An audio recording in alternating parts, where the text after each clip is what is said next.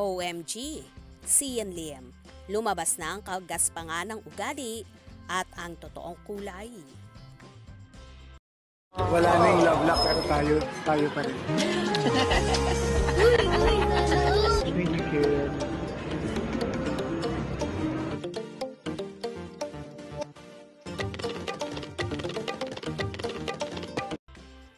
Simula ba ng paglilinis sa YouTube ang pagdidelete o kaya'y nakahide ng mga vlog ni Sian Lim?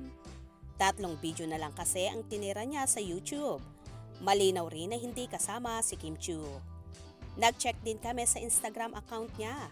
Wala na talagang recent post na magkasama silang dalawa. Pero ang huling post niya na kasama si Kim ay yung Hong Kong trip pa nila noong July. In fairness, visible pa rin ito sa Instagram ng aktor.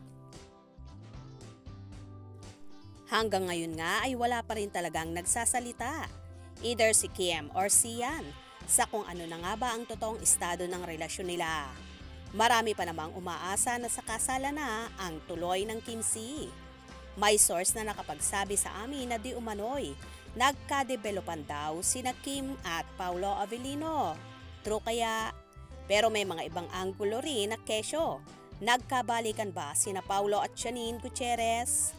Pero sina Kim at lalo na si Sian na rin ang nagbigay ng pahiwatig na mukhang split na sila. Nabulabog nga ang Kim Si fandom sa mga pasabog na ito at lalo na nilang kinamuhian ang actor-director na si Sian Lim. Kung sino pa raw ang lalaki, siya pang naunang nag-delete na mga videos nila ni Kimi together. Hindi man lang daw na pinauna na magsalita si Kim sa isyong ito. Tila nga daw lumabas ang totoong kulay at kagaspangan ng ugali ni Sian na ayon sa ilang fan ay ginagamit lang si Kim ng actor-director.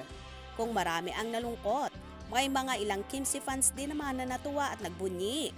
Dahil hindi daw deserve ni Kimi ang lalaking kagaya ni Sian, na bukod sa hindi siya priority, ay wala talagang plano ang aktor na pakasalan ang dalaga. Well, wait na lang tayo sa big announcement ni Chinita Princess. Dahil soon, aamin na rin ito sa publiko. Hope you enjoyed.